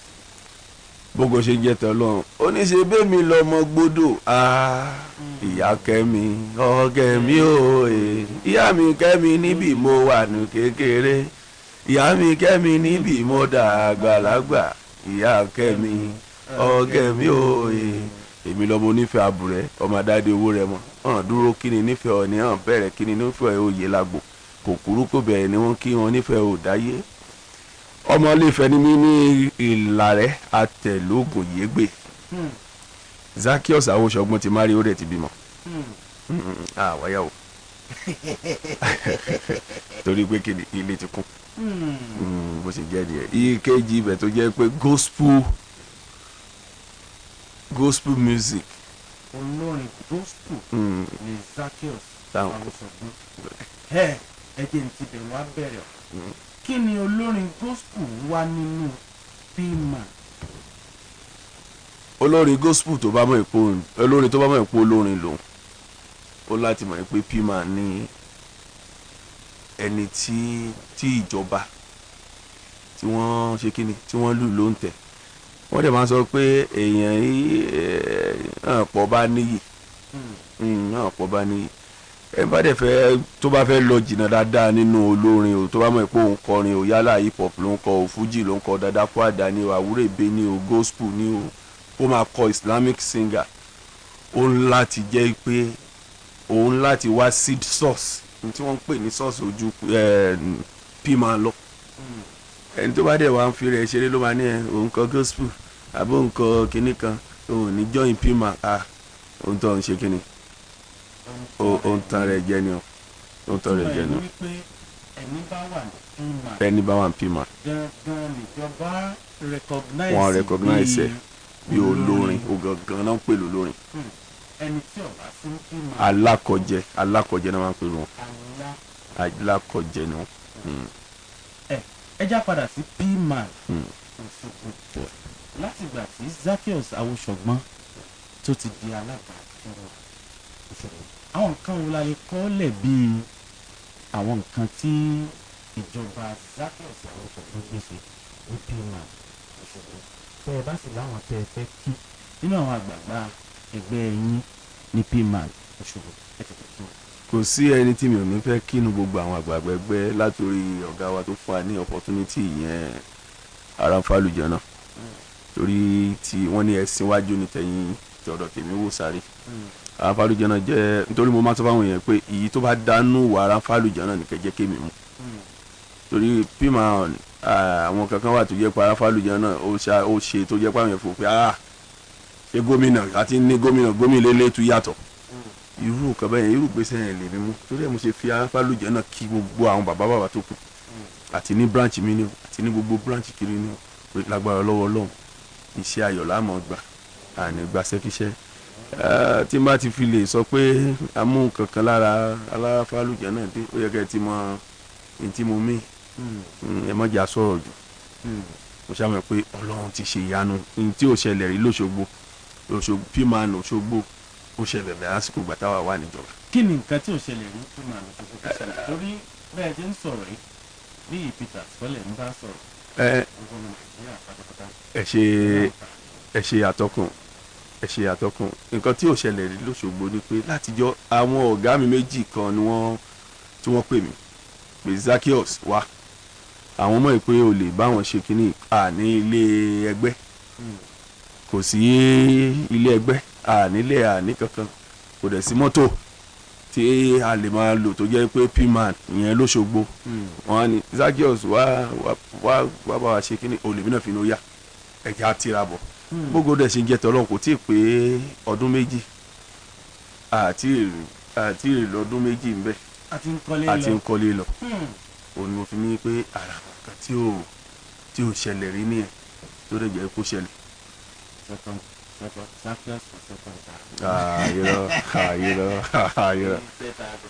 a máa parí a máa ran ẹni tí ó ń ṣe lọ́wọ́ ẹni tó bá gba ìṣàkóso tẹ́mi bá filẹ̀ máa tún dúró tẹ́ni yẹn tó bá ti jẹ́ ẹni tí ó wà reliable ibi àdúró tì láti lè ní pé ibi tí ó ta fi sí ká tún gbé mẹ́ but second time yẹn ayọ̀. ẹ jẹ́ àtún padà sọ́dọ̀ Zaccheaus àwọn ṣọ̀gbọ́n ọmọ wọn nílé Ifẹ̀ níbi tí ojúmọ́ ti máa ń wá. bẹ́ẹ̀ni. ìta bá padà sọ́dọ̀ Zaccheaus lábá pè lọ Zaccheaus ní ìbéèrè pé wọ́n ti tó bí ọdún mélòó tí Zaccheaus Awóṣọgbọ́n ti ń kọrin àti wípé àwọn orin mélòó ni Zaccheaus Awóṣọgbọ́n. bá a bá sọ fún àwọn èèyàn lórí rédíò ní ìsìn pé ọdún kan la ti ń kọrin wọn ní ọdún kan tàbá tún ní ọdún báyìí a tún ní kíní kan olóòtú tó bí mi léèrè ọ̀rọ̀ yìí tí a bá jọ wo first album mi tí mo kọ́kọ́ lọ́ọ̀nchì a ti tọ́dún mélòó níjó ní Ìlọrin ó ti pẹ́ bọ̀ kí nítorí ọmọ tá a lọ ṣeré fún gánbàdàn tàbí tilé Ifẹ̀ wá sí ní Kọ́lá Balógun ó ti pẹ́ kì í ṣe àtàbá ti dárúkọ àwo orin tí mo kọ́kọ́ ṣe tí mo lè kọ́kọ́ ní mo ṣe ó ní àṣẹ ọ̀rọ̀. ẹ kọ́ àṣẹ ọ̀rọ̀. mo láṣẹ ọ̀rọ̀ ó ń bẹ lẹ́nu bàbá wí bẹ́ẹ̀ jẹ́ bẹ́ẹ̀ ó ń bẹ lẹ́nu bàbá wá sọ àṣẹ ọ̀rọ̀ rẹ sínú ayé mi bàbá kò sọ àṣẹ ọ̀rọ̀ yìí káyé mi lójú kọ́nà mi ráyè o ọlọ́run o wá sọ àṣẹ ọ̀rọ̀ o. ẹja kò lórí àṣẹ ẹjọ kọ. ó pọ̀ ọ̀nà ọpẹ́ mi pọ̀ ó wà ń bẹ̀ ọ̀nà ọpẹ́ mi pọ̀ níwájú olúwa ọ̀nà ọpẹ́ mi pọ̀ ó níwájú ọlọ́run ó ṣòun ńlá tẹ́nì kankan ò lè ṣe ọ̀nà ọpẹ́ mi pọ̀ ó níwájú ọlọ́run. tá a bá tẹ̀ ń parọ́ ní Zaccheaus Awóṣọgbọ́n ọ̀nà ọpẹ́ rẹ̀ pọ̀ lọ́dọ̀ ọlọ́run tèmi gangan náà pé àti ṣe àwọn àṣeyọrí tí ọlọ́run jẹ́ kí kẹ̀sì ní pímà Òṣogbo yìí. ọlọ́run. kí ni àmọ̀ràn yín fẹ́ni tí ń kọ gospel bíi tiyín tí ń kọrin ṣọ́ọ̀ṣì bíi tiyín number one tẹ́ ẹ tó wá sọ àmọ̀ràn yín fẹ́ni tó ń kọ gospel bíi tiyín tí ń kọrin ṣọ́ọ̀ṣì bíi tiyín tètè àbá fẹ́ ṣe ìnáwó ní ìṣòro àbẹ́ ṣe wẹ́ẹ́kì àbẹ́ ṣe ìtọ́ àgbà ṣé ẹ máa ń kọrin ta ẹ jẹ́ kọ́kọ́ mu níbi à ń kọrin ìta yẹn orin ìta mi gan pọ̀ ju ti church lọ o torí èmi máa lọ orin ìta ló pọ̀ jù ju ti church lọ torí church tí màá lọ ní tèmi ojú pé kí n kan lọ fi yẹn lọ́nà lọ kò sí church tí màá lọ ẹ bá àwọn churches tí mo ti lọ wọ́n lè máa gbọ́ báyìí pé bóyá mo lọ church àwọn mo wá lọ ní wọn láwọn fún mi lówó irọ́ ni mi ò ní gbà mo fi òun yẹn yin ọlọ́run ní bọ́ orin ìta mo lo orin ìta ju ti church. àwọn ọmọ méjì ò mọ gbowó ní tiwọn. àwọn ọmọ méjì ò lè gbowó ní tiwọn nítorí pé ó ní ìpè tọ́lọ́run pò kálukú ọ̀tọ̀ọ̀tọ̀ ni. ṣé nípa àwọn tó ń kọ gospel nǹkan kan tẹ̀mí lè sọ ni pé wọ́n ní ẹni tó bá dúró ẹ bá parí ẹ̀ kó ṣe kíni kó kíyèsára kó wọ́n bá ṣe kíni kó wọ́n bá ṣubú àwọn tó ń kọ gospel wọn ẹlòmíì mo máa ń béèrè àwọn ẹlòmíì pé sórin ẹ̀mí ló ń kọ àbòrin ara ta ló ń kọrin ara ta ló ń kọrin ẹ̀mí wọn ní olórin ẹ̀mí máa ní gbẹ̀gbẹ̀ lọ dákẹ́ torí ta bá ní ká sọ kíní ẹ̀ lórí ètò lónìí olóòtú lè lo wákàtí mẹ́fà tán torí kò sí nǹkan tó ń jẹ́ pé kíní jẹ́ kí ọlọ́run tí òun kọrin sí jẹ́ kó dá ọmọ òtítọ́ jẹ́ kí ọkàn rẹ tó fi yin ọlọ́run yẹn olọ́lọ́run nídìí àwọn olórin tó pera wa lólórí gospel nínú orin gospel tá a là ń pera wa ìyẹn àti wò pé àti deviate àti yàpò lọ́nà orin ìgbàgbọ́ tá à ń kọ kọ́lọ́ ń ṣàánú wa ni kọ́lọ́ ń ṣàánú wa ni kọ́ dá wa padà ẹni tó bá mọ̀ ipò ń fẹ́ kọrin gospel ó mọ̀ ipò ń fẹ́ dúró lórí gospel dúró lórí ẹ̀ fi gbogbo ọkàn rẹ dúró ìwọ tó bá mọ̀ pé o fẹ́ mú mọ́ kíní sí kì í ṣe ẹni tó lọ sí chọ́ọ̀chì tó ẹ̀ṣẹ̀ lọ ń bá babaláwo wípé ẹ wá bóun ṣe oògùn awóró ẹ rí i pé ẹni yẹn ò ní pè fún ara rẹ̀ ló pè rẹ̀ ọlọ́run ràn wá lọ́wọ́. tó ló pè rẹ̀ ní àdúgbò ìṣòro. ẹ ṣeun alága pman Òṣogbo tá a nílò àǹfààní láti gbà láti lórí ètò. tí ẹ bá wá ń sọ wípé èèyàn fẹ́ rí torí kò ṣe gbogbo ìbéèrè láti lè bẹ̀rẹ̀ lórí rédíò. àwọn èèyàn lè míì wọ́n lè fẹ́ bá yín sọ̀rọ̀ wọ́n lè fẹ́ béèrè ìbéèrè wọ́n lè fẹ́ bí ń léèrè nǹkan tàbí ìkejì tó bá yà ó alága sákẹ́sọ ìjọba gbóhùn sí inú ìṣọ́ọ̀ṣì wa wọ́n lè gbó ohun ìgbó ìbàjẹ́ ní orí wa àwọn èèyàn láìkí ẹ̀ dáadáa àwọn èèyàn wá fẹ́ràn nǹkan ọ̀fẹ́ dáadáa. ẹ bá ní yọ̀ǹda social media handle yín àti phone number tí àwọn èèyàn fi láǹfààní láti pè yín bàbá kan ni a gbé wá sórí ètò àwọn òsín Facebook ń tàn wọ́n fẹ́yìn ní òsín Facebook bá ní sin àmì. èmi wà Facebook mo dẹ̀ wà ní Instagram. kí lorúkọ ní Facebook àti Awóṣọgbọ́n Zaccheaus náà Awóṣọgbọ́n Zaccheaus náà wọn náà ní Facebook bẹ́ẹ̀ Instagram náà rẹ̀ ló ti débẹ̀ Zaccheaus Awóṣọgbọ́n yìí náà ni. 080 67 23 77 17 ẹ tún pè é. 080 67 23 77 17 Sàkétìdé aborin kọ́mọlédè Sàkétìdé aborin kọ́mọlédè àgbèrèdè. Sàkétìdé aborin kọ́mọlédè mo tún ti dé.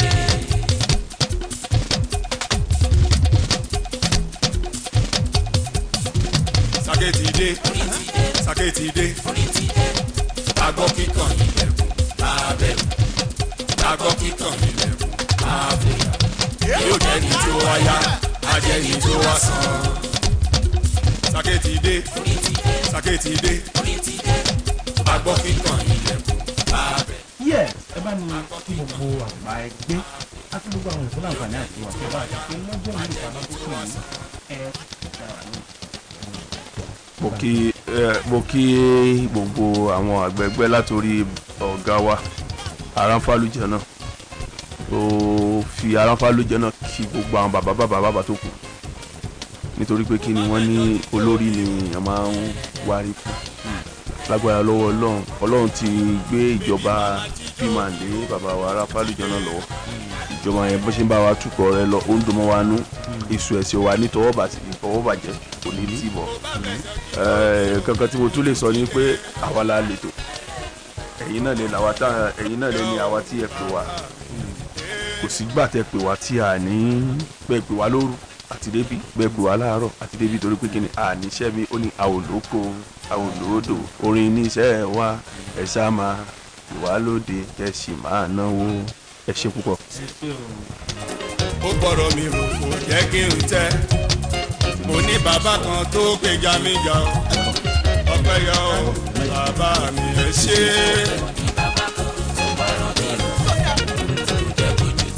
wọ́n ti jẹ́lẹ̀ ti gbọ́ lẹ́nu alága ìdájọ́ ìṣàwòsàn fún. nínú kọ́ tèmi ọmọ bàbá tó ń pè ní pétérù nílẹ̀ ìbàdàn apostle of music at the same time doctor of music. kan make sure wípé ó di ẹni ẹlẹ́ni lọ́wọ́. bàbá mi ẹ ṣe. make sure wípé nínú ìgbìyànjú rẹ láti dín èèyàn. gádò fún. ó fọ ẹlòmíì lọ́wọ́ dín. make sure wípé ọ̀rọ̀ ẹnu rẹ ìfísí rẹ àti ìhùwàsí rẹ ọgbà àtẹnukejì jẹ́ torí pé tó bá wá ọmọdé àbọ̀ máa ń padà bọ̀ gbogbo nǹkan tá a bá sí. ìjẹ́ mi. nínú orúkọ mi ń bá tó pè é pétérù nílẹ̀ ìbàdàn apostle of music at the same time doctor of music. bàbá mi. mo kí gbogbo ẹgbẹ́ bílò kò ní social club tó wà ní ìlú ìlà. tiwa o. ìlà ọ̀ràn fún gbogbo yín ni mo kí láti ibi tó ti bẹ̀rẹ̀ síbi tó parí dún. káwọn bàbá mi. torí pé bẹ́ẹ̀ ṣe ṣe bẹ́ẹ̀ bẹ́ẹ̀ ṣe bẹ́ẹ̀ ní tẹ́ ṣe gbẹ̀ mí. ọlọ́run ọba ò ní fi yín sílẹ̀ o. mo dúpẹ́ mo rọwọ́ yín. àfọwọ́pẹ́ fún ọba olú. mo kí pásítọ̀ adégòkè bánábàrì. ẹ kú oríire o. orísìí tí mo fi kí yín lórí ètò yìí wípé eléyìí kò ráyà ó dẹ̀ lọ́gbọ̀n. lẹ́yìn ìpínlẹ̀ àkókò ilé wa ní sòfin orí yóò sì sòfin náà ò ní ti sòfin orí lọ́dọ̀ tiwa náà. gbogbo ẹ̀yin ambassador p-man patron and matron ní p-man gbogbo yín pátápátá ni wọ́n ní kí. ó kí olúfẹ́mi ògúnkúnlé. ọpẹ́ mélé. ó dẹ̀ kí olúṣọlá sunday authority kú oríire. ilé ọba tó jó ọlọ́run padà fẹ́ wá sínú. lọ́jọ́ gbogbo. mo kíyà linda ambassador p-man nìyẹn. mo kí sẹ̀rífàtò ògúndáre serap ambassador p-man. àwọn ambassador pọ̀ lọ́nà. mo kí dámiláre ọmọ adélakùn ambassador p-man ní gbogbo yín ni wọ́n ń sọ. Kókó, bàbá bá kókó ayé mi. Bàbá kókó, bàbá bá kókó ayé mi. Bàbá kókó. Kí n tún sign out lórí ètò pé mò ń lọ lé.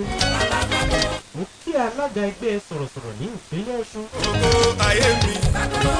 Ọmọọba Adékúnlé Abọ́ládé dòdò èdè. Ìṣe bàbá. Àwọn ọmọ February 14 nìyẹn.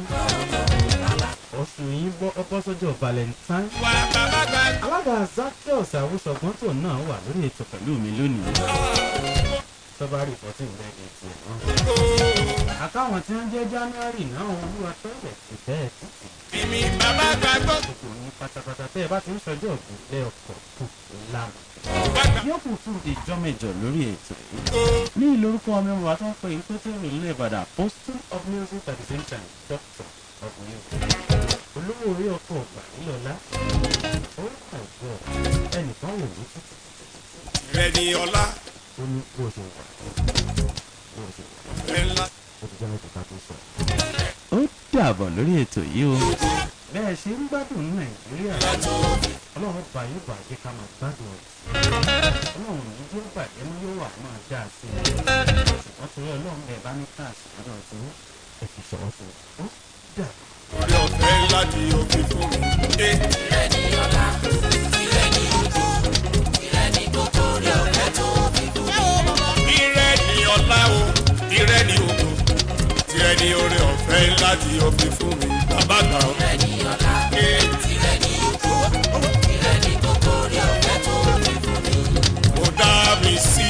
ó fún mi láyọ̀ tí ẹni orí ọ̀fẹ́ ńlá tí ó fi fún mi ẹ ṣe.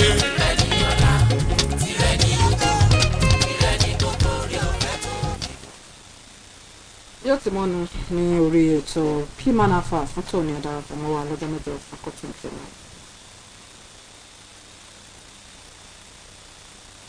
2023 Lenten season is here. He gave his life for us. Hallelujah. What manner of man is Jesus? Hallelujah. Osun State Broadcasting Corporation OSBC family is grateful to God for His mercies and protection while thanking you, our dear audience, most especially generous sponsors of Lenten programs, for your love and patronage last year. To mark this year's Lent and Easter celebration, OSBC has designed series of programs such as Lenten Talk, Essence of Easter, Way of Cross, Passion Week, Ash Wednesday service, Palm Sunday service, Good Friday service, Easter Kiddies Funfair and Picnic, Jesus at Galilee, and more. We therefore call on Christian bodies, churches, Christian ministries, church founders, NGOs, generous individuals, corporate organizations, government agencies, among others, to come sponsor any of these soul-lifting programs on all our channels: OSBC Radio 104.5 FM, New Dawn TV Channel 22 UHF, and OSBC TV Channel 113 on Star Time, all at affordable rate. For more information, contact the chairperson, 2023 OSBC Easter Committee, Abimbola Falodo, on 0803 444 2013, 0803 444-2013. Jesus is Lord. It's entertaining. It's educating. Really informative. Qualitative news as it breaks. It's OSBC Radio 2, 104.5 FM. Numero uno south of the Sahara. Voice of the West.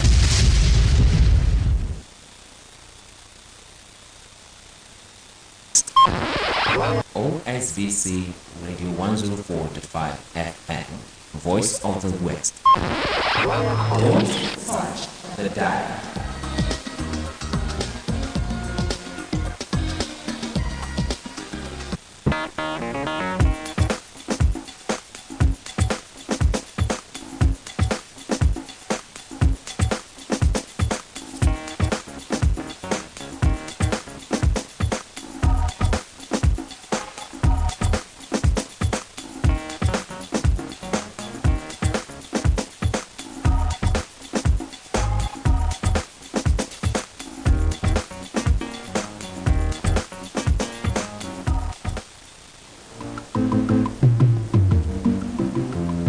Osogbo to Lagos, from Lagos to Abuja, from Abuja to Enugu. Indeed, in every nook and cranny of Nigeria, OSBC Radio 2 is there for you.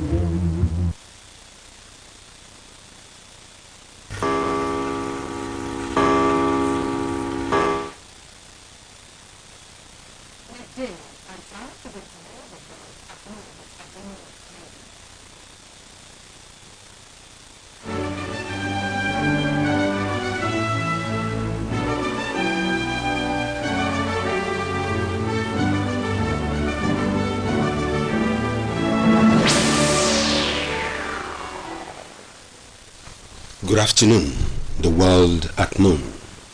In Nigeria, 36 state governors urged President to rescind his decision on deadline on old Naira notes.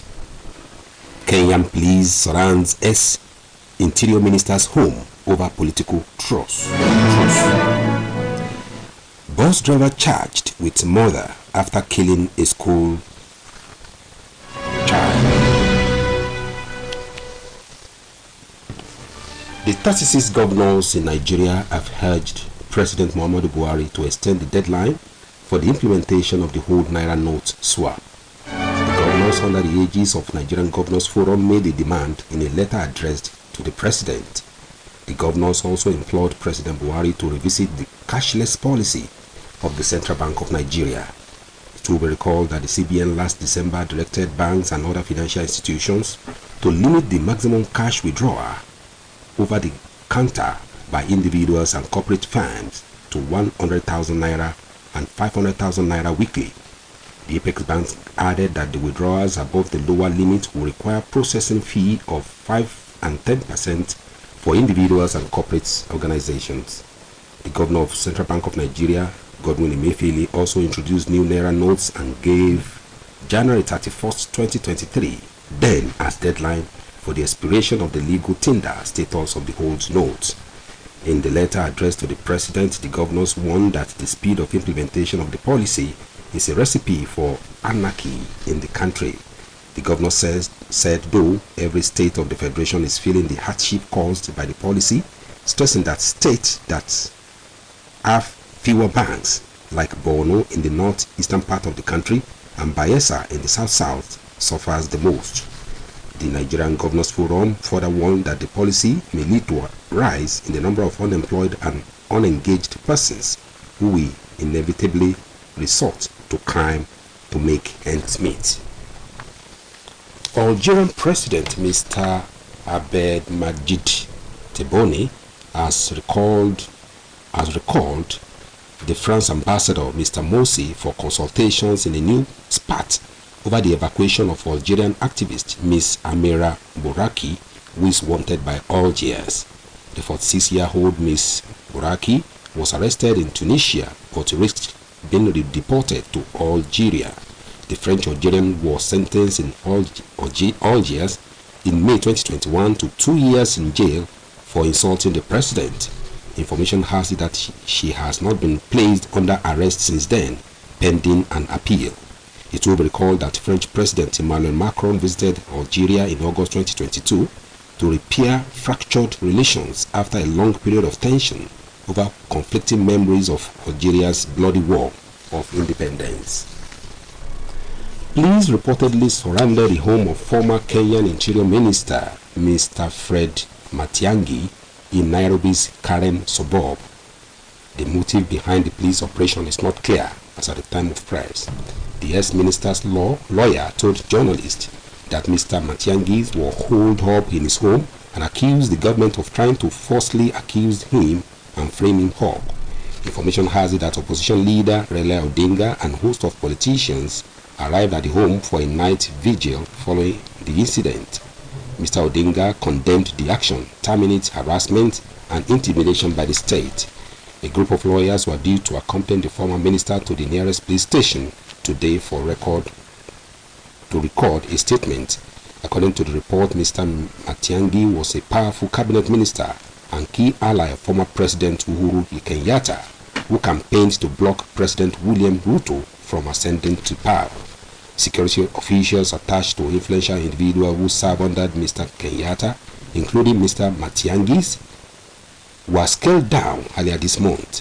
Mr. Kenyatta and Mr. Ruto fell out during their second term in office following a political truce between the former president and his erstwhile arch-rival, Mr. Odinga. This is the world at noon, coming to you from Osun State Broadcasting Corporation, Voice of the West, Nigeria. Now a mid-news message. A life lived for others is the best. Learn to use your life to improve the lot of others. Australia will remove Chinese-made surveillance cameras from defense sites over national security fears. This came to the fore after an audit found out that about 900 pieces of surveillance equipment built by Chinese company were mounted on government estate. The UK and US made similar move last year, expressing concern, citing fears that the device data may be accessed by the Chinese government. The audit of Australian government side found the cameras and security gear were located on more than 200 buildings in almost every department, including the Foreign Affairs and Attorney General's department. At least one unit was also found in Defense Department, but the total number at defense site is unknown. Defense Minister and Deputy Prime Minister Richard Marles today said government will find and remove the cameras from any defense locations to make them completely secure. Turkey's President Mr. Tayyip Erdogan has defended his government's response to two catastrophic earthquakes, saying it was impossible to repair for the scale of the disaster. No fewer than 15,000 people are confirmed dead in Turkey and northern Syria. Critics claimed the emergency services response is too slow and the government is poorly prepared. Mr. Erdogan accepted that the government had encountered some problems, but said the situation is now under control. The leader of the Turkey's main opposition party, Mr. Kemal Kılıçdaroğlu, disagreed with the situation on ground. The World Health Organization WHO official has warned there could be significant injuries caused by the freezing temperatures among survivors of the quakes. A driver who rammed a bus into a busy nursery in Quebec, killing 2 children, has been charged with first-degree murder. Report has it that 6 children were injured in the incident, including some children who became trapped under the vehicle in Laval near Montreal.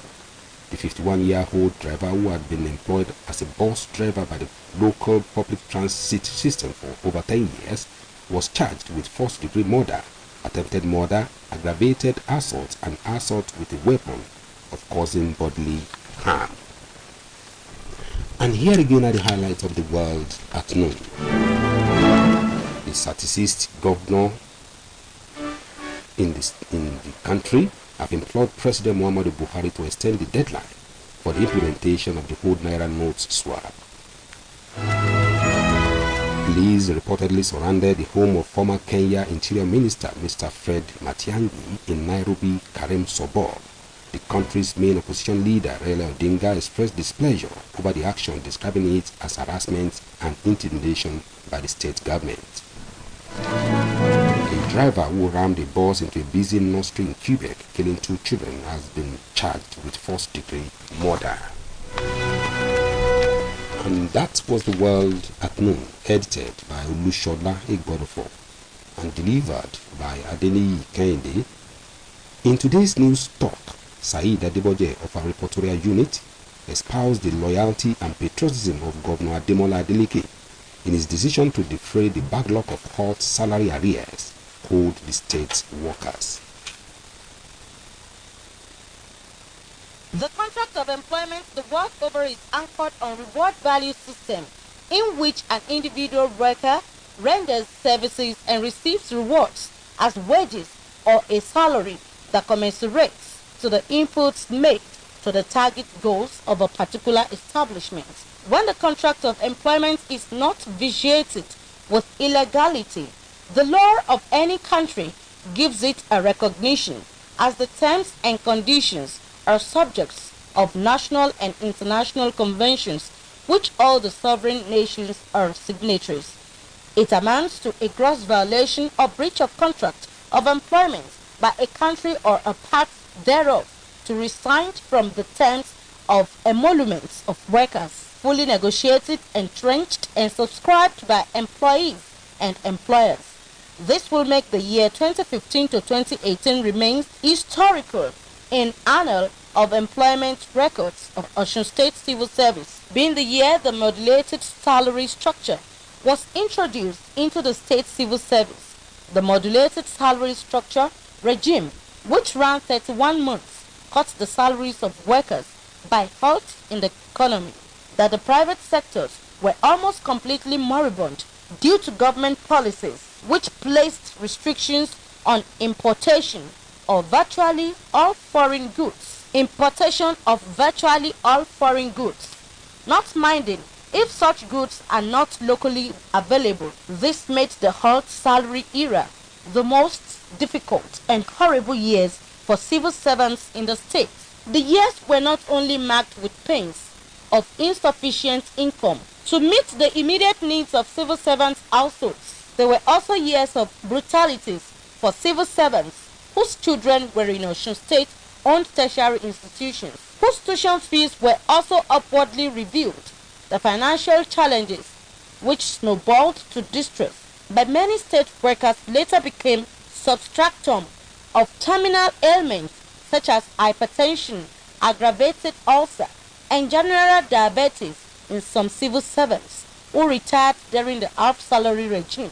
It goes without saying, therefore, that the recent announcement by Governor Ademola Adeleke to effect the payment of backlog of half-salary arrears softens the souls and minds of all civil servants whose health had debilitated as a result of impoverishment the years the half salary lasted. It would be recalled that the immediate past administration in the state had discountenanced the backlog of half salary arrears during the 4 years it lasted. It is important to state that the decision of Governor Ademola Adeleke to defray the hugely debt owed the state workers is subtracted in loyalty, patriotism, practical sense of humane, and commitment to equitable democratic norms. These attributes are rare in African politicians whose political idiosyncrasies are reflected in deceits, arrogance, and brazen conversion of public property. It is for the purpose of unprecedented exemplary leadership qualities being evinced by Governor Ademola Adeleke that makes News Talk voted him as ingenious, charismatic, whose 100 days in office would stir accolade of the loudest ovation. News Talk also drums support for his administration to further ignite his amiable kindness in the state governance. It is our opinion that Governor Ademola Adeleke would extend his magnanimity to workers whose appointments have been voided by the executive order at the work of Governor Adeleke's administration be revisited, particularly those whose employment meets the civil service procedures. That news talk by Said Adeboje was an encomium showered on Governor Ademola Adeleke's good governance as he determined to offset the debt that the previous administration owed the state workers. It was read by Timitope Olaiwola. For more about us, you can visit www.osbcng.org. Thanks for listening to The World at Noon. Good afternoon.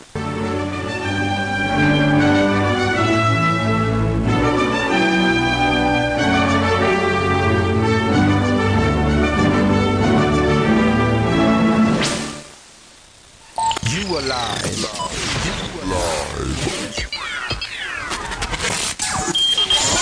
On Ocean Radio. Ocean Radio. Community radio at its best. 104.5 FM.